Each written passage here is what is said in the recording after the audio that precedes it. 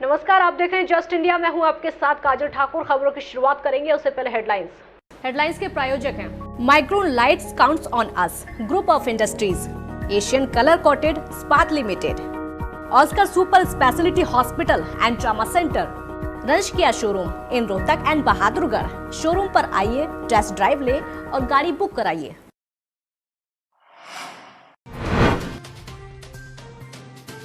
हरियाणा में बढ़ती जा रही कोरोना मरीजों की संख्या 2000 के पार पहुंचा आंकड़ा, स्वास्थ्य विभाग की बड़ी चिंता।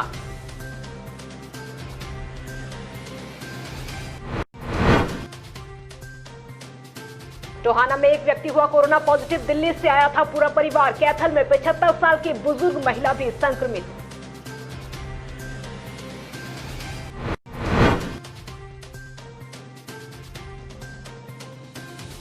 महम में सोमवीर की हत्या से गुस्साए लोग, पुलिस के खिलाफ की जमकर नारेबाजी।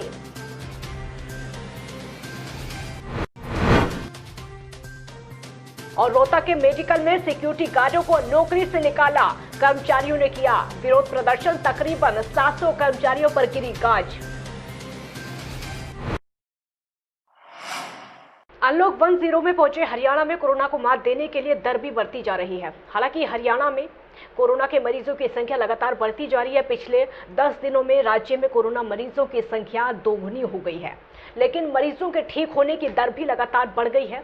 राज्य में अब तक मिले 2202 मरीजों में 1500 मरीज लगातार ठीक होते जा रहे हैं। और आपको ये भी बता दें कि 1113 लोगों का अस्पताल में इलाज चल रहा है।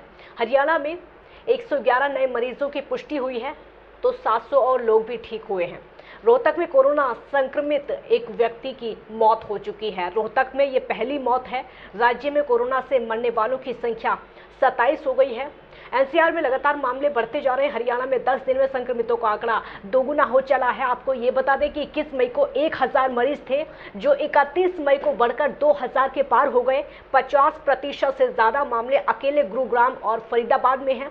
दिल्ली से सटे सोनीपत, झज्जर, पलवल और नूह में कोरोना अब काफी हद तक काबू में दिख रहा है। गुरुग्राम में जितनी तेजी से संक्रमण फैल रहा है, उतनी ही तेजी के साथ संक्रमण को हराने वालों की संख्या भी बढ़ रही है। गुरुग्राम में 60 और मरीज ठीक होकर अपने घर लौटे हैं, तो फरीदाबाद में 15, सोनीपत में 2 और मरीज ठीक हो चुके हैं।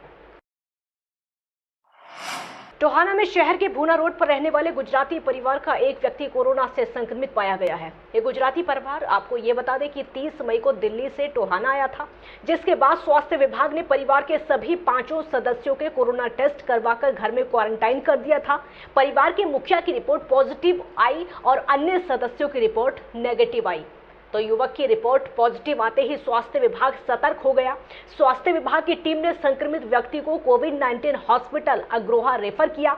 स्वास्थ्य विभाग के अनुसार अब क्षेत्र में कोरोना मरीजों की संख्या 8 हो गई है। और आपको ये भी बता दें कि परिवार के मुखिया व्यक्ति की रिपोर्ट पॉजिटिव आने पर हड़कंप मच गया।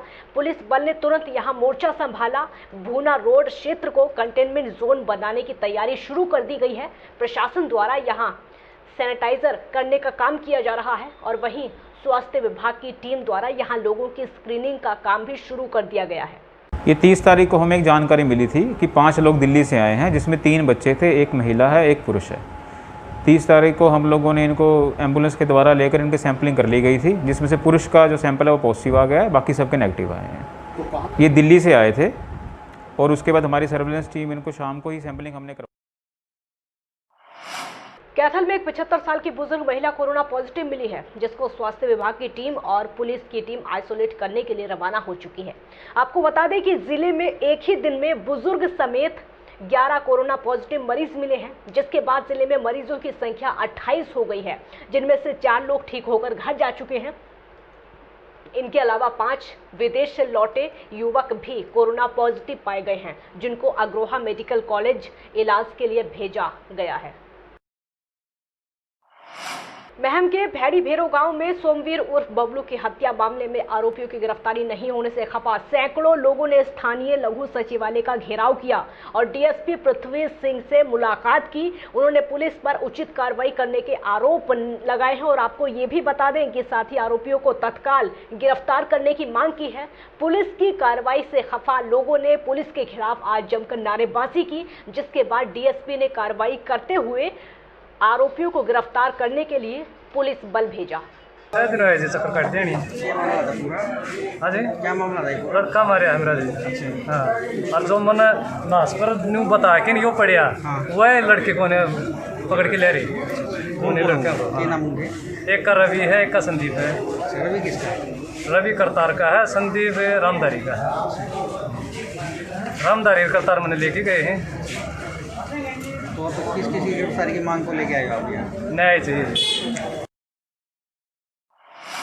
रोहतक में उपायुक्त आरएस वर्मा ने जिले के गांव भेड़ी चंद्रपाल में कोरोना संक्रमित व्यक्ति मिलने के बाद एरिया को कंटेनमेंट जोन और बफर जोन घोषित करने के आदेश दे दिए हैं। कंटेनमेंट जोन में संदिग्ध व्यक्तियों की स्क्रीनिंग, टेस्टिंग, क्वारंटाइन, आइसोलेशन, सामाजिक दूरी और जन स्वास्थ्य के सभी उपायों को प्रभावी रूप से लागू किया जाएगा ताकि स्थिति को नियंत्रण में रखा जा सके।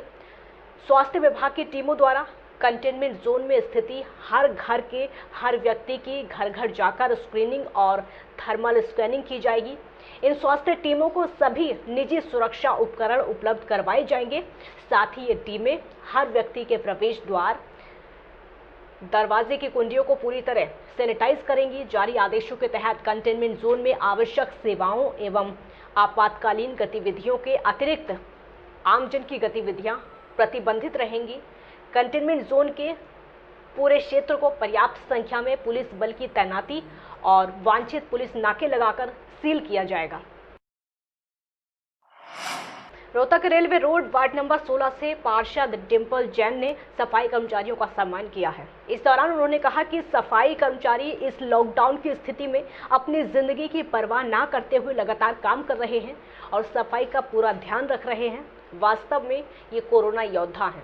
मैं अपने देशवासियों को, प्रदेशवासियों को यही संदेश देना चाहूँगी, जो हमारे सफाई कर्मचारी हैं मुख्यतः वो ही कोरोना योद्धाओं के रूप में काम कर रहे हैं। एक तरफ तो गर्मियों का मौसम है जिसमें मच्छर बहुत ज़्यादा हो जाते हैं, दूसरी तरफ ये महामारी विकराल रूप लेती जा रही है। तो ऐसे में ये सफाई कर्मचारी अपनी ज़िंदगी की, अपने परिवार वालों की परवाह ना करते हुए दिन रात अपने शहर की, अपने शहरवासियों की सफाई का पूरा ध्यान रख रहे हैं। असल में वास्तविक जो कोरोना योद्धा हैं ये हमारे सफाई कर्मचारी हैं। रोहतक के मेडिकल में सिक्योरिटी गार्ड की नौकरी कर रहे कर्मचारियों को बिना नोटिस दिए नौकरी से निकाल दिया गया है, जिसके विरोध में कर्मचारियों ने प्रदर्शन किया। कर्मचारियों का कहना है कि हम पिछले 6-7 साल से नौकरी कर रहे हैं, लेकिन कुछ नए लोग आ गए तो हमें नौकरी से निकाल दिया गया। इनका आरोप है कि तकरीबन 700 कर्मचारियों से एक ही दिन में डॉक्यूमेंट्स मांगे थे, लेकिन जब नहीं दिए गए तो उनको नौकरी से निकाल दिया गया। इस कारण किया जी, हम कोरोना टाइम पे भी ड्यूटी कर रहे हैं, 6-7 साल से यहाँ पे ड्यूटी कर रहे हैं और जो नए बंदे हैं वे ड्यूटी कर रहे हैं, हमें सबको हटा दिया गया है। क्या कारण आपका हटाने का? जी हमें नहीं पता जी क्या कारण बना है, क्या कारण नहीं बना है, ये नहीं हमसे कन्फर्म बता रहे। कुछ सिर्फ हमारा रोस्टर में नाम नहीं आया। रही बात जी, जो बंदे कोरोना टाइम पे ड्यूटी नहीं कर रहे, आज वे बंदे छुट्टी लेकर बैठे थे, वे बंदे आज ड्यूटी कर रहे हैं और हम वो बैठे हैं बेरोजगार। कल से इन्होंने हमसे टाइम दिया 31 तारीख तक डॉक्यूमेंट्स जमा करवाओ। हमने भाई चलो अपने सब डॉक्यूमेंट्स तैयार करेंगे, लेकिन इन्होंने क्या किया, एक रात में ही 29 तारीख को ही डॉक्यूमेंट्स इतने जमा होंगे। इतने बंदे 700 बंदे एक दिन में कैसे डॉक्यूमेंट्स जमा करवा सकते हैं? रोहतक के सोनीपत स्टैंड में खाद्य सुरक्षा के लिए जन जागरण जनवादी महिला समिति ने धरना प्रदर्शन किया है। इस मौके पर उन्होंने कहा कि जब से लॉकडाउन शुरू हुआ है तब से मजदूरों की हालत खराब है। प्रवासी मजदूर अपने अपने गृह राज्य जाने को मजबूर हैं। कुछ तो लगातार पैदल चलते जा रहे हैं और कुछ की रास्ते में ही मौत हो चुकी है। और यहाँ सरकार कहती है कि हम फ्री राशन देंगे, लेकिन किसी भी राशन कार्ड पर फ्री राशन नहीं मिल रहा है। सबकी आर्थिक हालत खराब है, जिसकी वजह से घरों में महिलाओं और बच्चों पर हिंसा होने लगी है, लेकिन सरकार उस हिंसा से निपटारा नहीं कर रही है। अगर समय रहते इसका समाधान नहीं हुआ तो हम आगे भी धरना देंगे। आज हम 4 महीने के ये चौथा लॉकडाउन शुरू हो गया है। 24 तारीख को लॉकडाउन शुरू हुआ था और उसके बाद से लेकर आज तक जो मजदूरों की हालत है वो हम सब जानते हैं। दर बदर भटक रहे हैं, राशन नहीं मिल रहा है उनको, भूखे मरते वो अपने अपने गाँव में जाने को मजबूर है और जो कि रास्ते में मर रहे हैं। ना ट्रेनों की सुविधा है, ना जाने की, ना खाने की, किसी चीज की सुविधा नहीं मिल रही है। और यहाँ रह के जो सरकार की जिम्मेवारी बनती है उनको, वो कह तो ये रहे कि हम राशन देंगे फ्री, सब करके राशन नहीं मिल रहा और हरों पे तो मिल ही नहीं रहा है। रोहतक के अंबेडकर चौक पर एक दिवसीय सांकेतिक धरना देने समाज सेविका कांता आलड़िया पहुंची। उन्होंने कहा कि 3 मई की रात को हमारे सूदनाथ जी और दूसरे हमारे पूर्वजों की समाधियां बीजेपी सांसद बालकनाथ ने जेसीबी लगाकर तोड़वा दी थी और सारा मलबा बाहर फेंककर वहां पर नया रास्ता बनाया है।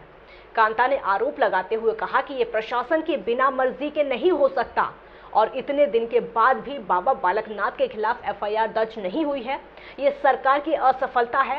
इस दौरान कांता आलड़िया ने आगे धरना देने की चेतावनी भी दी।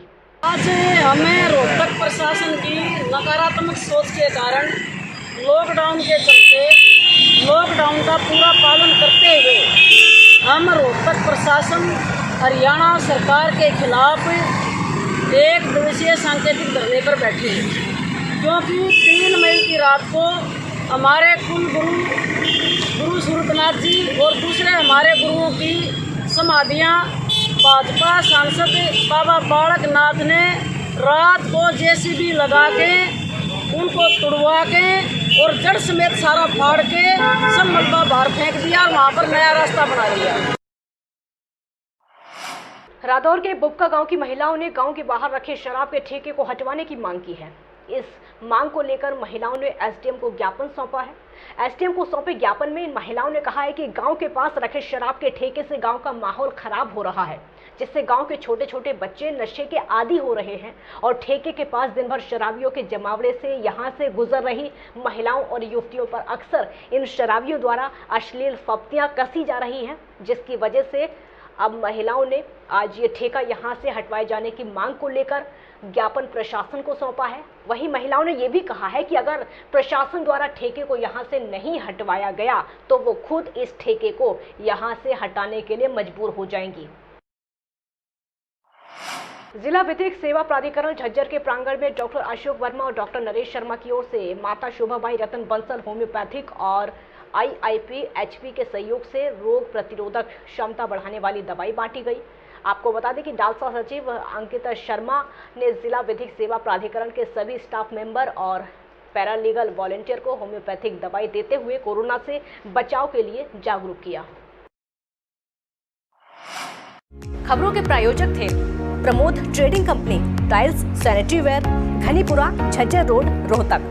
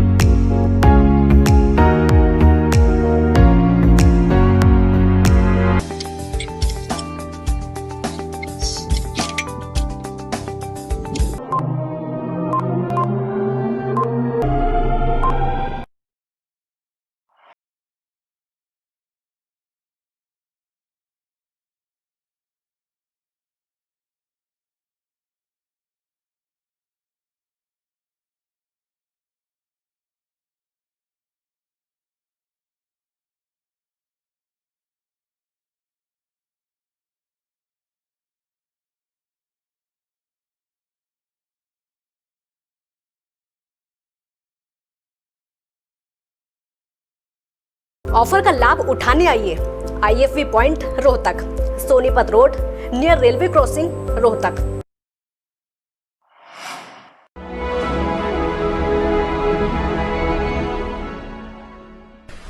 चाचा, आपने नया घर बनवाया है तो घर की छत पर कौन सी शीट लगवाई है?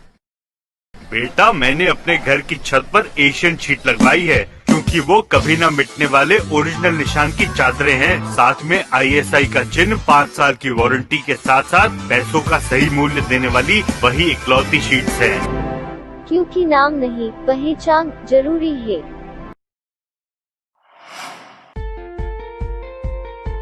Be Fast Fit, India's fastest growing fitness chain, now at Rohtak D Park and biggest fitness club. Services like cardio, full strength and free weight stations, CrossFit, group classes, aerobics, yoga, Tabata training, high intensity training with professional trainers, steam bath and sauna bath. Be Fast Fit, be the best of yourself.